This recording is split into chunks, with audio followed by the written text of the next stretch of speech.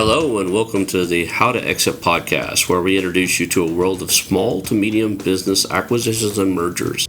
We interview business owners, industry leaders, authors, mentors, and other influencers with the sole intent to share with you what it looks like to buy or sell a business. Let's get rolling.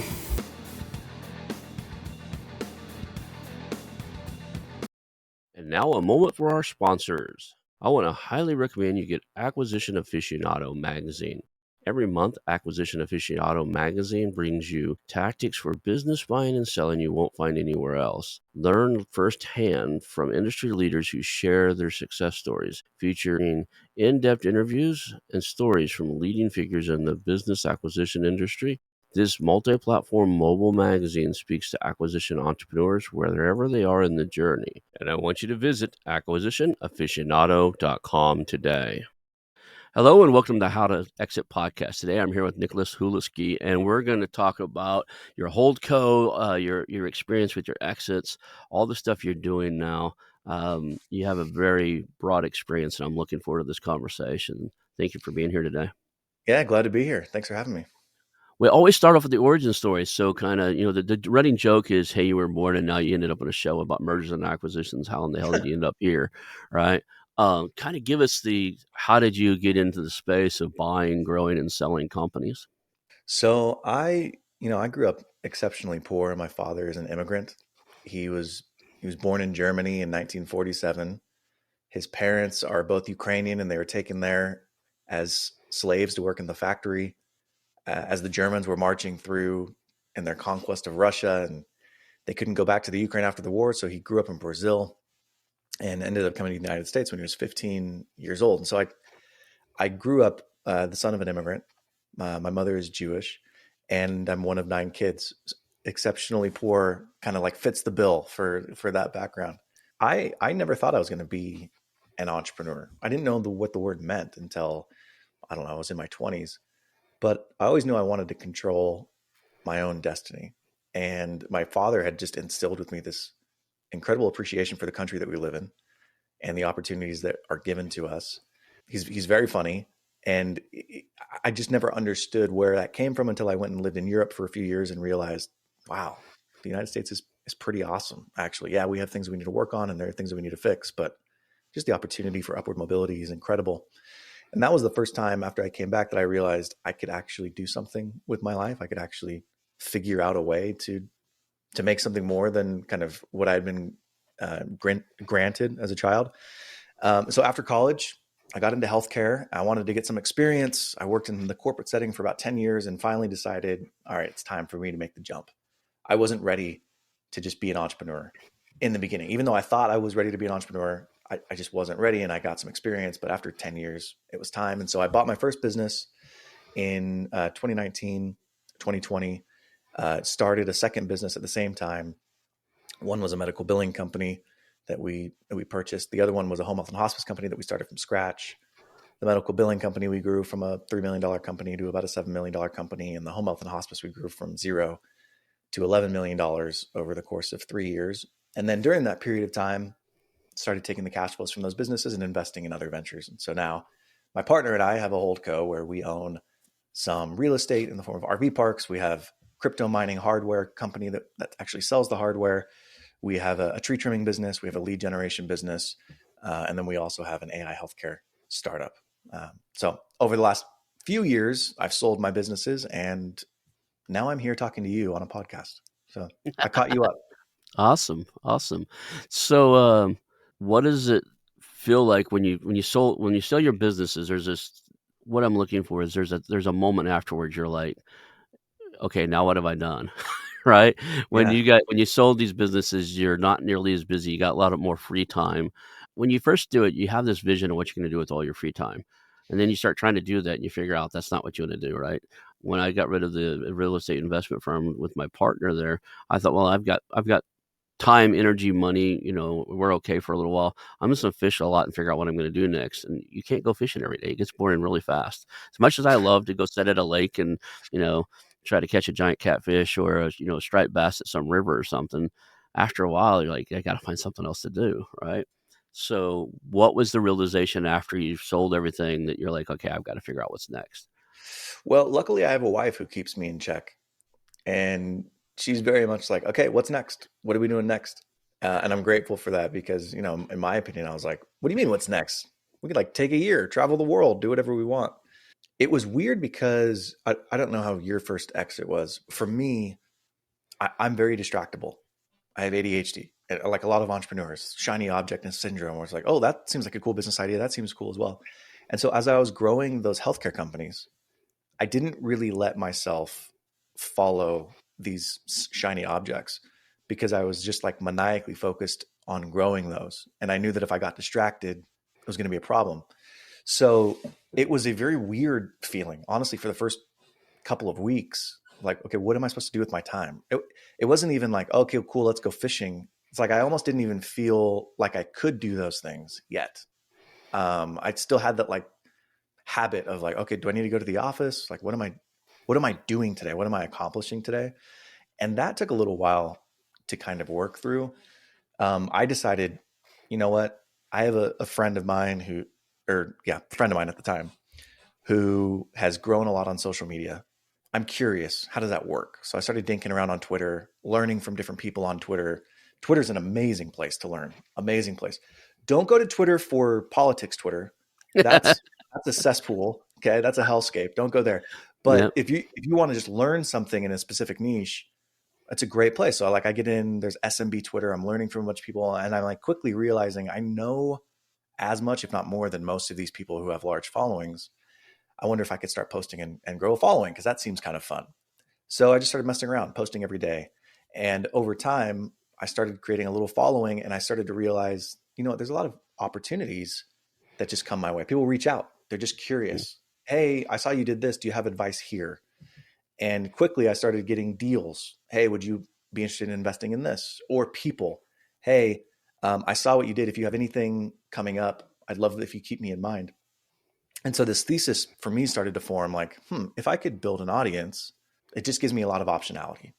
There could be deal flow, there could be people flow, or I could just continue to satiate my appetite for curiosity and hopefully someday figure out a way to monetize that.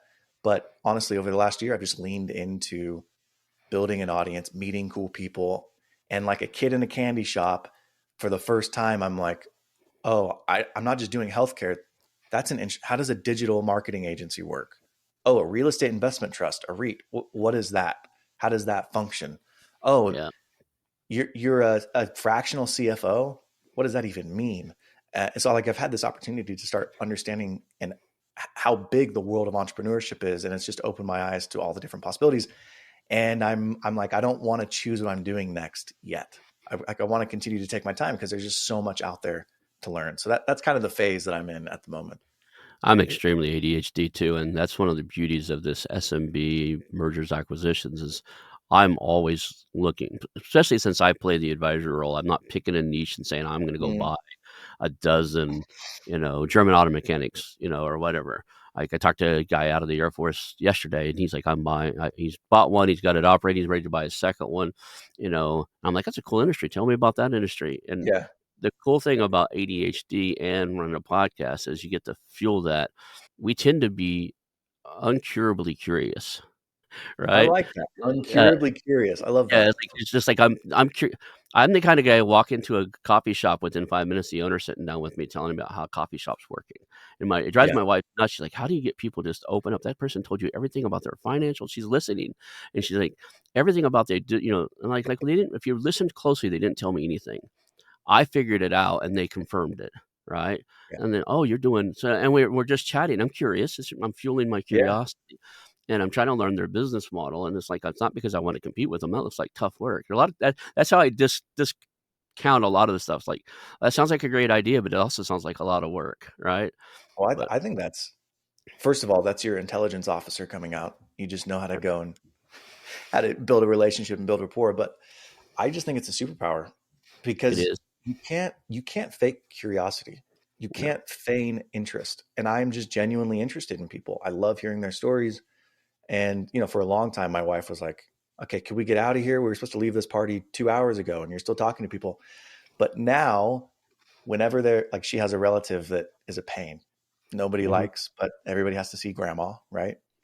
And when we go see grandma, she doesn't want to go see grandma without me. Why? Because grandma just wants to talk to me.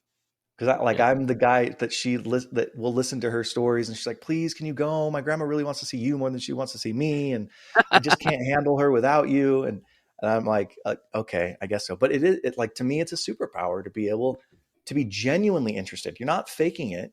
No. You really are interested in these people, and you get them to open up, and they trust you, and they're like, "Oh, well, you're actually curious about my ticket size?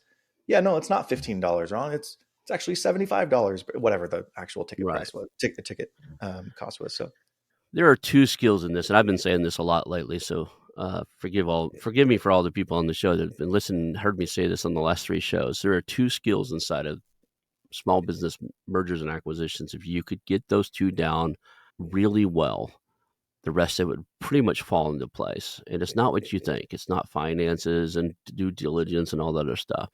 First skill is rapport building. Being able to truly be interested in people, get them to talk about themselves, figure out where they're trying to go, and help them get there. yeah, To truly build a deep rapport with somebody is not a normal trait. It's not something not some people are just born with it. You're insanely curious. I'm insanely curious. It's a lot easier for us, but it's also can be a very easily learned trait. If I ever create a course, it won't be on how to buy a business. If I ever have my own course, it'll be some. I even just went and bought the damn domain Rapport Dojo, right? Because if I ever build something, it's going to be around like how to build deep rapport with people. And then the hmm second one is and the guy from WeWork's probably the best example of this, is being able to tell the story so well that people are not only buy into your story, but they wanna help you get there. They wanna give you money, they wanna work for you. It's I use a phrase out of that training program I used to be involved with, and it's called engagement. Like, you tell a story so well that they're engaged in it, they wanna be part of it, they wanna put hours or time or energy into your vision. And if you can get those 2 things done, you can write your ticket in a lot of business realms, right? And the I, rest of the I stuff you can hire totally in. agree. I totally agree, especially in the SMB space where, sub $5 million in revenue, you've Yeah, really got to have a tight team and a good relationship and all that stuff. As you get bigger, and maybe you're a PE fund, or you're somebody who allocates capital, you're a professional capital allocator. Yeah, your analytical skills, your ability to identify maybe where there's some inefficiencies, yeah. that's going to be more important to model on a spreadsheet.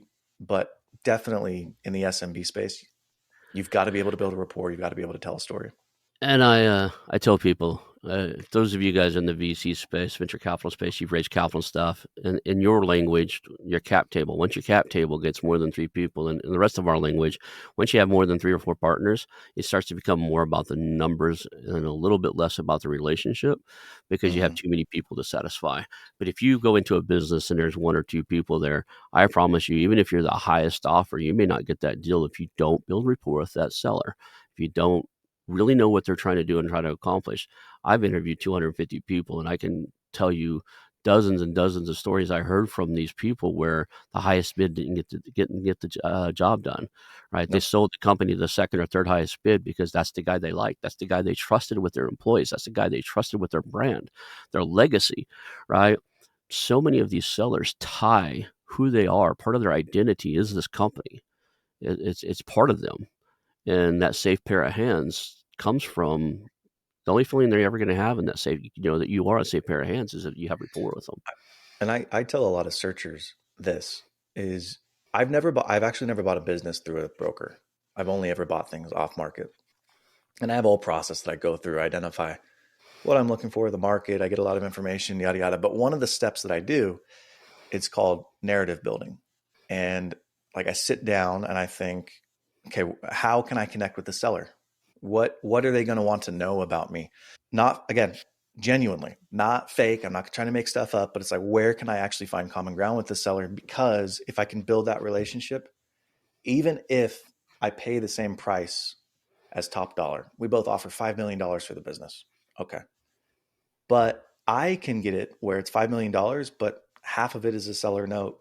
Oh, and the seller note is forgivable, or there's an earn out attached to it, or like there's some terms associated with it that are more advantageous for me, whereas the other offer might have been all cash. So I just believe in building the relationship and the rapport with the seller early, so that you can even get in the room and have the conversation with them and they like you and they're engaged with you and they want you to win, because they do, you get irrational. The longer you own a business, the more it's your baby, the more irrational you are with the sale. You're not just looking for top dollar. You want to see your legacy perpetuated. So I totally agree with that. The ability to connect is absolutely a superpower. I have some people. I mostly deal with off market stuff, and then I have some people that's like, "Hey, I've had 10 off market discussions, and none of them went anywhere. Would you help me? Would you get on a call with me?" It's like, "Sure, absolutely." So I'll do 2 calls with you. The first one, I'm just gonna get on, and I'm gonna be in the background, right? And I just want to see what you're doing. And the second one, if I don't like what you're doing, you're gonna be in the background, and you're gonna see what I do, right? And we'll call you the CEO, but I'm going to be doing the talking in the second one. And Interesting. almost every single time in the first call we do, and these were with different business owners because they usually burn the first one. They get on there and like, yeah, tell me about your business. What's their financials? They start getting in the numbers, all this stuff, and they're like, okay, when we do due diligence, we're going to need your 3 years of this, and they're just laying this stuff on this owner, and he's like, eyes open, not knowing what to do, and there's no trust factor. You know, I I say, "Okay, Sorry. that didn't work, right? You didn't there's no follow-up. The guy didn't never call you back, did he?" He's like, "No." So, "Okay, let me do the next one." "Okay, what are you gonna do differently?" "Just watch." Right? I get on there and I don't ask a single question about numbers. I don't ask them anything about that. I get on there and tell them who we are, and I don't even approach it that we're gonna buy your company. Most of the time, I was like, "Look, we invest in, help grow, or maybe buy your company." Right? Before we get anywhere like that, I kind of need to know what you built. Can you tell me your story? What is this that, are you interested in having that conversation at all? And they're like, yeah, I might, I got to retire sometime. Cool. Tell me about what you built. And then we get into it. Why did you Yeah. do that? Who's your favorite employee? Man, what, you ever have a customer you totally hate? I want to know their story. Because inside of their story, I'll heal their culture. Inside of their story, he'll give me numbers. Like in part of the story, they'll tell you the numbers. You can paint that picture. And at some point, you got to go, and we can have 2 to 3 hours worth of conversations before we ever get to the point where now we got to see your financials, right? I've talked to one business owner for a client where we had 6 different 1 hour calls. And the guy finally says, "You never asked me a single question about the financials." I said, "We will. Like, we have to. That's just part of the process." But, you have such a complex system and stuff you're going, we had to get a good understanding of what you built. To me, the financials confirm trust. Financials do Yeah, not build trust. And I love I that. can't I can't do a deal unless I trust the seller. Like you just can't. You're not going to find everything. It doesn't matter how good your due diligence is, unless you can build a rapport and trust that seller, you don't know what's actually going to happen. And I always like I tell people this all the time. I don't do any consulting like you do, but I get people who ask me this question. I'm like, first call, I don't ever bring up numbers Yeah, ever, no, because that's not the most important thing to me. If you bring up numbers on the first call, you are creating a transactional relationship. right, Like that, you're not necessarily telling them that, but subconsciously you're saying, "Oh, this he just asked me about the numbers. Oh, okay, well then the numbers is going to be what we're talking about." And then you've set yourself up at a disadvantage because you can't win necessarily when you're buying your first business in particular on paying top dollar. You can't. You have to be able to win on building trust with the seller. They like you, they pick you over someone who's willing to pay top dollar. And if your first conversation is, "Well, tell me about the numbers. How much money did you make last year?" It's like, I mean, it's like trying to have sex with somebody on the first date. Like that, that's just not. You're setting up a transactional relationship, and if that's what you want, then that's what you're going to get. But if you want something that's going to be lasting, if you want something that's actually going to work, that you're going to win, you've got to build trust first, and then you can confirm your trust later when you look at the financials. But yeah, I totally agree with you. and for everybody listening, there's a secondary reason you must do this, right? Especially if you're a first-time operator. It's only the only thing that's convinced you that you can run a business better than somebody you acquire it from, that's run it for the last 30 freaking years, is your damn ego. When you get in there and your butt's in that seat and you're running it, you're gonna run into problems, and the best thing you could ever have is that seller as a friend, and you call him and go, "Hey, I think we just lost our client. Weren't you friends with him for 20 years? What can you do to, well, number 1, scold me and make sure I know why I did, and then number 2, get him on the phone with both of us, and let's see if we can correct this problem, and I'll eat my ego and apologize to him, and let's fix this." But you can't do that if you don't have rapport with that seller. Or, No. "Hey, our supplier doesn't, just doubled our prices. How did you keep the prices so low? Oh, I have a relationship with so and so over at the company. We need to call him, right? You can't pull the same levers that guy's been pulling for 30 years. You just can't, and you don't even. And There's no way to document them all. You don't. There's no way to get everything down before he leaves. I'll give you an example of this. Something is going to happen in every deal within a month of close, give or take. Might be closer, it might be farther, but Hmm. something will happen where you think it's dead, it's done, I lost the deal, it's over, right? And if you haven't built a relationship with the seller where you can pick up the phone, not through your attorneys, but hey, this has been a real issue. Like, how do we work through this? The odds of you closing are a lot lower. Here's an example. I bought a business. We were a week away from the closing table. She had she bought out her partner. Mm-hmm. And as a part of that buyout, she was making payments on it, and she still owed like $150,000 to her partner. This is a $3.5 million deal. Right. And she assumed that we were going to pay off that debt, that we were going to assume that debt, I should say, actually. Yeah. And I assumed, no, I mean, with the proceeds of the sale, you are going to pay your partner off. Well, once she found out, I mean, it's $150,000, it's still a lot of Mm. money. Once she found out we weren't going to pay it off, it was like her attorney's talking to my attorney, and the attorneys are like, deal's off. We can't make this happen. The SBA is not going to fund it. No way the bank will underwrite, yada, yada.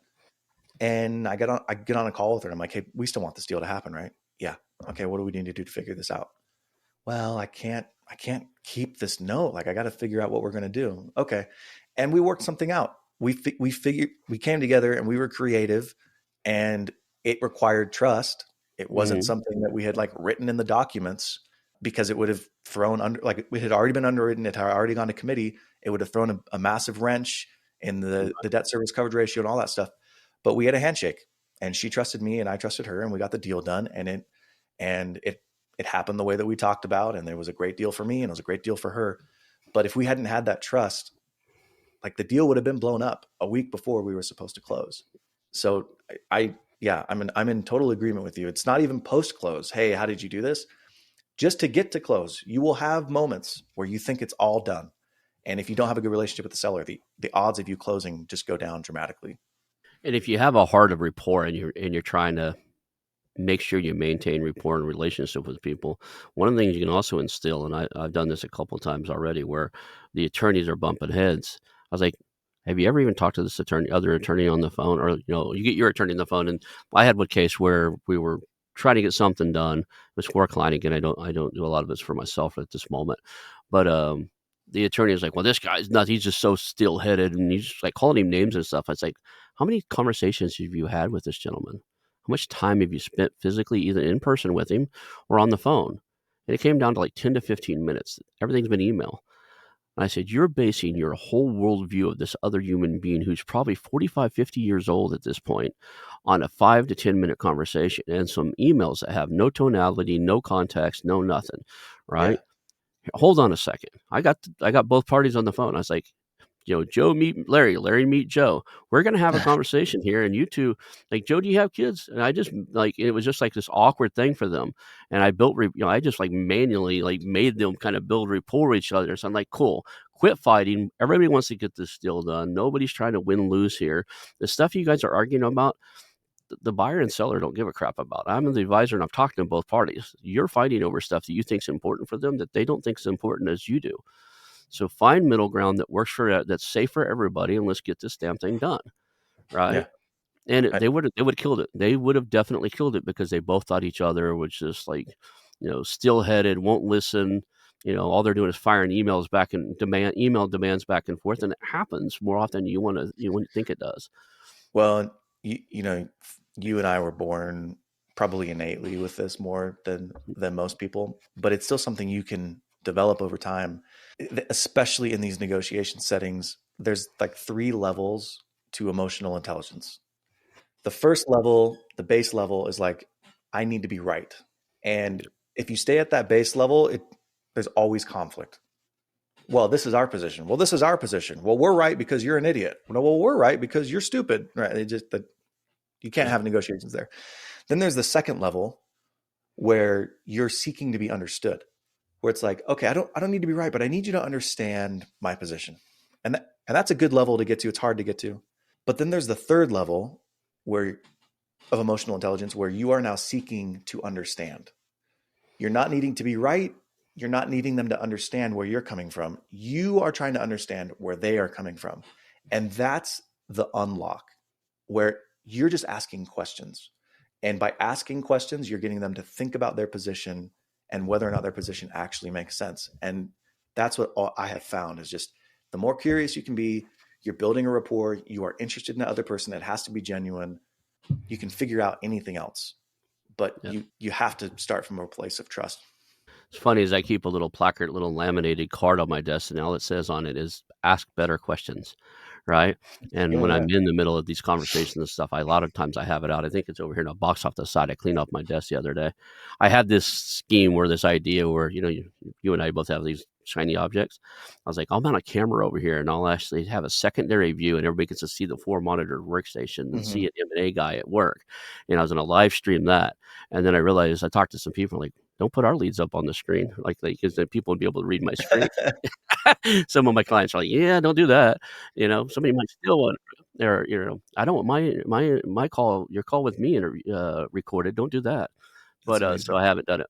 But the funny thing was, is I cleared off the desk, so that went away. But ask better questions is a critical thing to do because I like to tell stories. When you're ADHD, you can go down a rabbit hole, chase a squirrel off, and that's just a reminder. I put it up a lot of times when I know I need to talk to somebody and I got to understand them, right? Building rapport. There's a It, thing for most of us. We don't feel acknowledged and we don't feel understood.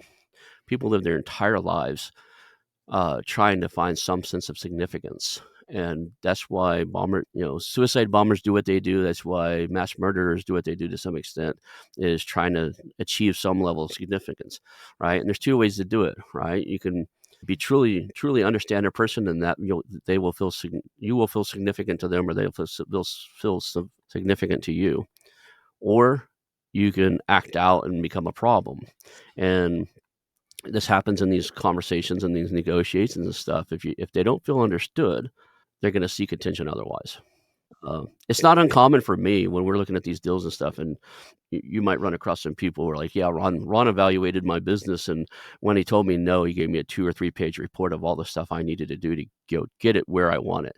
Because that one of the things I do a lot of times, especially if I have rapport with those sellers and I like them, when I say at the end like, "This isn't going to work for me or my client," right? I had a podcast relating company. They did guest hosting services and stuff. I really wanted them, but it just didn't fit, and they had some underlying issues. They'd made some big changes and they weren't working. I wrote a 2 or 3 page report and I called the broker up and said, "I'm going to send this to him. Is that okay with you?" I'm like, "I guess, sure." And they reached out to me later and gave me this huge thank you. I was like, "Look, you want to get to X on your evaluation. You're not there because of Y. And here's what every seller is going to look, or every buyer is going to look for." I wrote a 2 page like step by step plan. Like, here's how you get to where you want to go. And if you get there, call me back because I want to be in this space, right? Mhm. And but you're just not there right this second. They both reached out to me, the two owners, like, "Hey, that was really cool. Thank you. We're working on those things." But I do that a lot of times where a seller says, "I want 2.5 million." I don't blink an eye. I don't, because sometimes you just know, even from day first conversation, they're not there. My natural conversation with them is, "Cool. Let's see how we get you there." it's a small world Yeah. is the other piece of this. Hmm. And you never know when that's going to come back. Uh, that one interaction, that one relationship, whatever. Like, and I've just noticed that people who are willing to burn bridges become very lonely very quickly. And it has been a superpower of mine where when you say no, you explain and then you move on. And that has allowed me to then circle back either with the deal or with people and sort of keep them on my bench. Like I just Yeah. maintain relationships with them and it has paid off in spades for me over time. And you can't burn bridges, right? You gotta treat people with respect and do the right thing here because it'll come back. I think this space is a lot like the real estate space. You got a lot of in the realms that there's a lot of notoriety for the people that do people wrong, right? So Mm, you got yeah. there's even movies about the Wolf on Wall Street, and there's movies about people who are corporate vultures. They buy companies, tear them apart, and all that stuff. There's, the movie Wall Street and all that. And everybody thinks that, if you're in this space, you're a corporate raider or whatever they call those. I think you can be in this space, and I had the same belief when I was in the real estate space. I think you can be in this space and do well by other people and treat people right, and still make incredible amounts of money and not have to be the evil bad guy. And Yeah. maybe I've got an idealistic view of the world, but I'm going to stick to it. It's working for me for right now, right? So, It's true. and when I was in the real estate space, I owned the local RIA. I kicked people out of the RIA Real Estate Investors Association, right? I kicked people out of the RIA all the time for being bad actors. I host networking meetings now where 25 to 45 people show up and they're buying companies, and we kind of work with each other and brainstorm. If I figure out you're out there hurting people, I'll block you, and you'll never come to anything I host again. I won't tolerate it. I won't have it in my space, and you know that's just the way we got to be sometimes. Yeah. Yeah. Sorry, go ahead. Sorry, I was going to say, tell me about what you're looking for now. What are you acquiring? Do you have any current holdings, or you're still in the search phase? I do. Yeah, I have a couple holdings. So they're not big. They're kind of like, I'm kind of resetting and trying to figure out what I'm doing next. But we have one company that we own that sells Bitcoin mining hardware. So you can Okay. mine crypto with actual, computers essentially. So we sell the hardware for that. We have a company that is just starting up. It's an AI healthcare startup, pre-revenue. It's in beta testing, but we haven't generated any revenue yet. We have a tree trimming business, and we have a lead generation business. So each one of those companies, like right now, those companies probably add up to, I don't know, $5 million a year in revenue. So they're small, but we're trying to.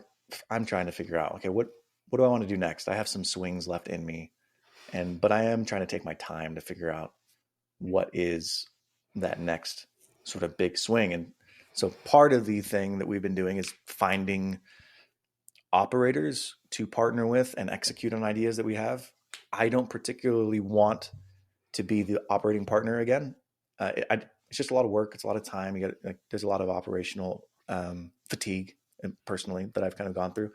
So now it's about connecting really cool people with really cool opportunities, and that I'm having a lot of fun there. All the things that I just described, all the businesses that we're in, we are doing with partners. This is not Hmm. something that we're doing and executing operationally on our own. We're actually partnering with people to carry out the vision that we have. How do you identify a good operator? That there's a skill set to looking at somebody and go, you know what, they would be awesome as an operator. They would be a great general manager, CEO, whatever title you want to give them, right? Yeah, I there's a couple things. I'm very fortunate because in working in healthcare in my corporate job, I've hired probably close to 100 administrators, and in the healthcare space, an administrator is essentially a CEO Hmm. of a local healthcare business. And I've gotten pretty good at identifying what a good leader is. So for me, there's a couple of things. The very first thing that I look for is exactly what we've been talking about. Can this person build a rapport? Like, can I trust them when I'm having a conversation with them? Do I get a feeling that I don't know what it is, but I feel like they're lying to me? Or am I like, oh, this person gets it. They're genuine. They're humble. They're open. And so I look for things in those conversations. Do they share not only their wins, but some of their failures?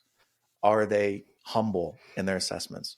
When they talk about their accomplishments, are they saying I or are they saying we? When they talk about their failures, do they blame other people or do they take it on themselves?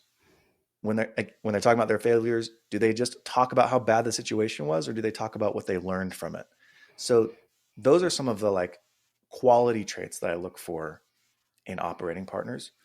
And then obviously you look for the hard skills. Do they actually have experience? Have they done anything that I can point to or verify that has actually been successful? And the last thing I would say is I know this is weird. How bad do they want it? Right. And if somebody doesn't want it that bad, if one of the first things they're telling you is, well, I have really strong work-life balance and I really want to make sure X, Y, and Z. I Hmm. don't fault anybody for having strong work-life balance. You should. That's an admirable goal to have. But if you want to be an owner, if you want to be a CEO, if you want to be in a position where you are making a difference and pushing the ball forward. Like there's no such thing as work-life balance. You can figure out how to continue to work while you're at home, or maybe one day you work until 10 p.m. and the next day you go golfing until 2 o'clock just to give yourself some mental freedom. That's fine. But I don't believe in this. Now, I only work from 8 to 5, and then once 5 comes, I shut my phone off. If you are still trying to climb that ladder, if you've made it and you've sold companies, yeah, design the life you want, whatever. But if you're still trying to prove yourself, I have a hard time having conversations with people who are like very clear about setting their boundaries. And if they are, I tell them, you should probably go work for a corporate company. And that's fine. Go get experience there. But this is probably not the right fit for you.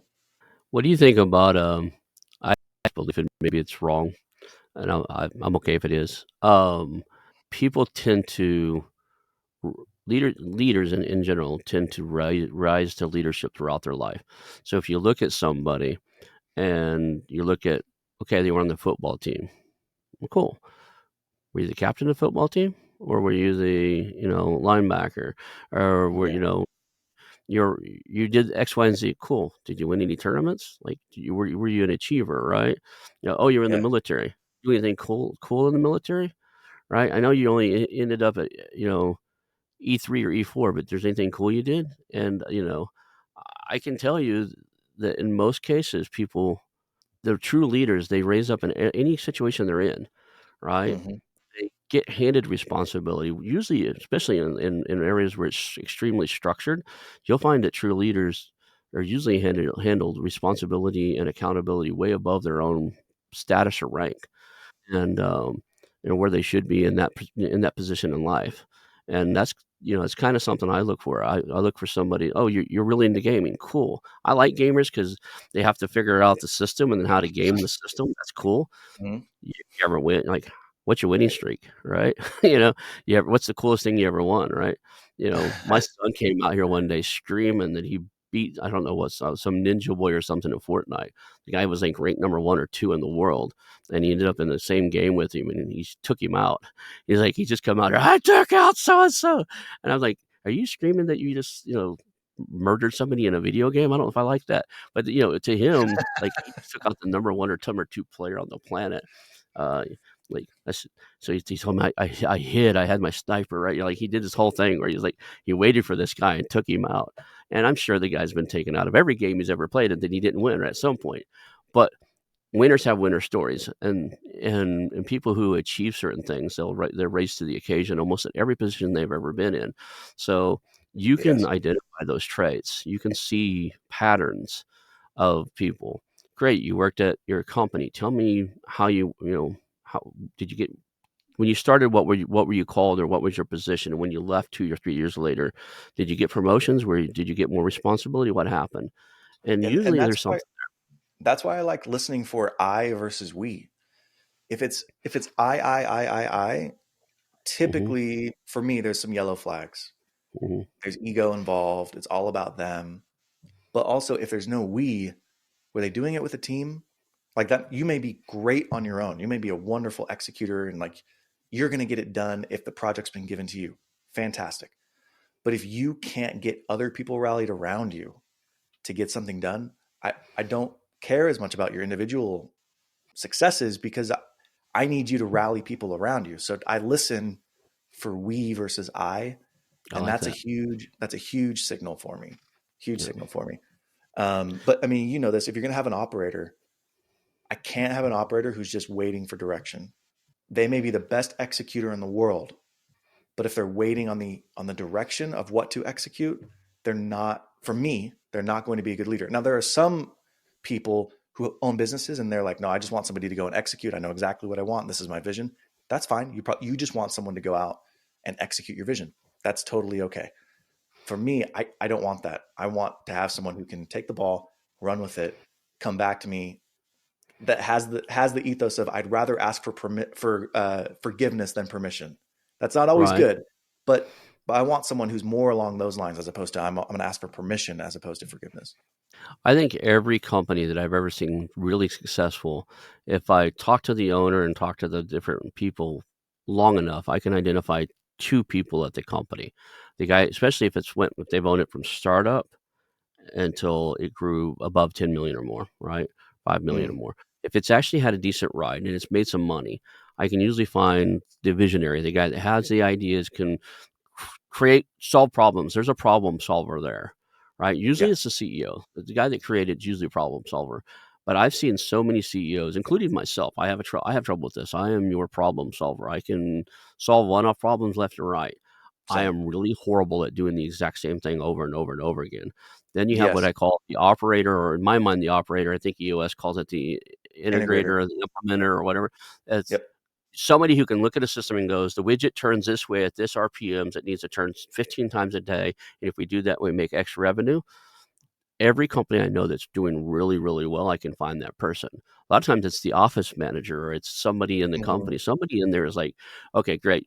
And they're usually holding the CEO back a little bit, like the visionary. Now, okay, wait, let's not implement that. Let's get this other one turning and at the right RPM, and we're making money on this other idea. It's a great idea. We've already started one of your ideas this week. Slow down with Well, that. you you know this in any company. There's like this. I think it's healthy tension, but there's always tension between sales and operations. Hmm. Sales always wants to go fast.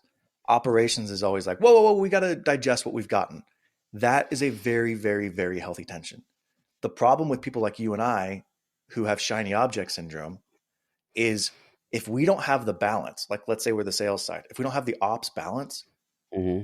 we have diffused attention and we don't have good results. We need some of that to balance us out. And so what you're describing is like, yeah, sometimes that integrator is holding back the CEO, but the CEO Hmm. needs that. They Hmm. need someone to put them in check and be like, well, let's finish these other projects first, because if they get distracted, they're not going to make the progress on those other projects that they need to make. So I think that relationship that you're describing is incredibly important. And I look for that in every one of my businesses is, could this person supplement me? Can they be the integrator? And in my mind, that does not mean that they're waiting on you to tell them what to do. Like a good No. integrator is they're not waiting on the visionary to tell them what to do. The visionary is painting the picture. They're like, hey, I know we're in Des Moines, Iowa, but we need to get to San Francisco. This is 1850 and like we got to get to the gold rush. I don't know how we're going to get there, but we got to get to San Francisco. And then they bring the person on. And they're like, okay, cool. Here's the route we're going to take.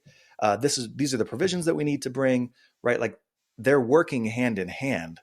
But if the person who's helping to actually plan the trip is always looking to the visionary of like, hey, what route should we take? Where should we go? Like it's never going to happen because the visionary's too distractible. They need each other. It's a very very healthy relationship and dynamic. Yeah, that's one of my biggest frustrations is somebody waiting for me to tell them what to do next, right? And it was a problem I had for a long time, right? I would build companies that were fairly complex. I would surround myself with people who could, once you showed them how to do something, they would just get it done. But Yeah. every single time they had something new that was slightly, different, right? I taught Hmm. them how to tie the shoe. Well, the laces are red now, they're not black. What do I do with that? They would bring the slightest variation. They go, "Oh, something's different with this. Do I do anything different with it?" And they bring it and put it on my desk. And I quit defining myself as a problem solver. I quit telling people that's what I'm good at because what does a problem solver get all the time?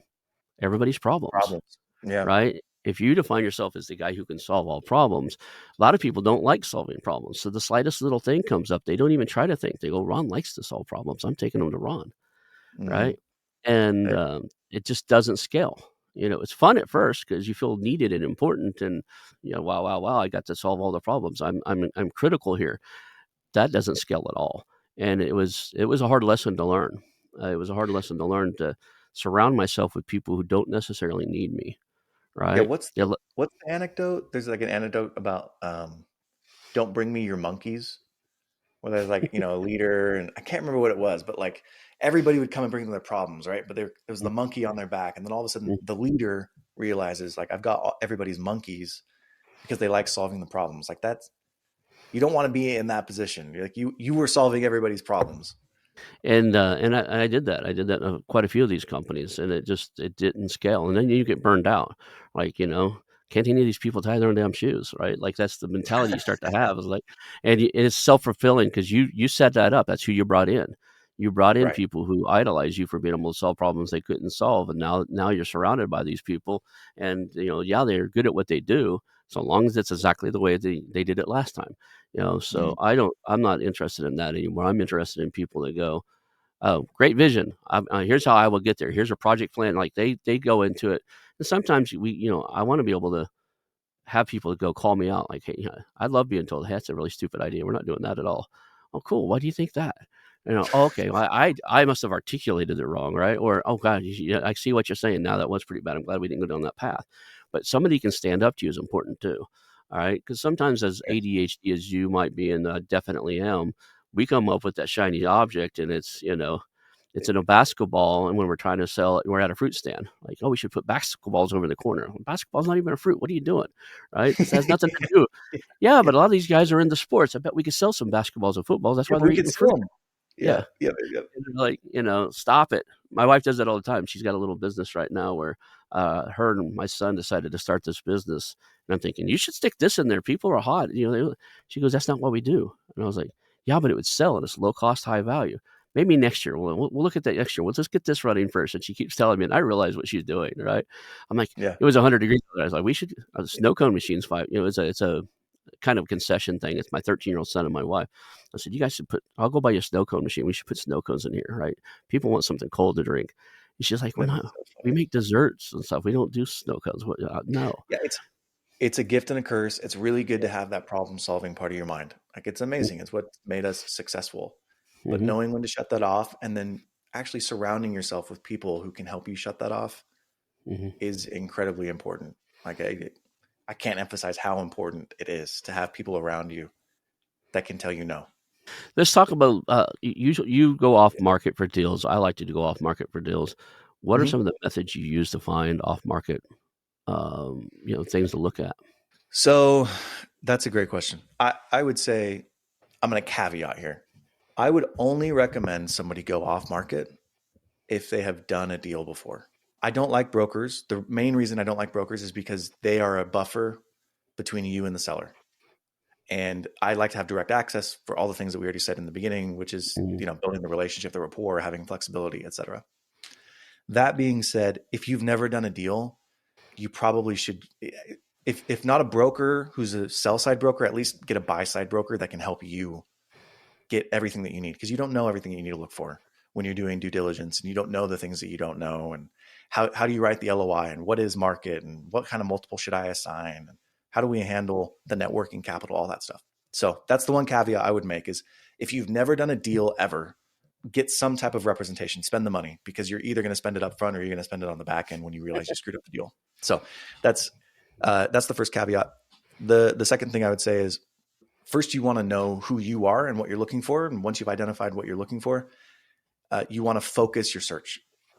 So have you ever heard the phrase like when everything's the priority, nothing is the priority?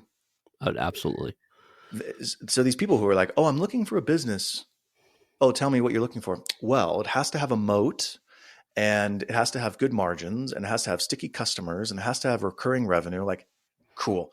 That's like, of course, everybody wants those things. What kind of business do you want?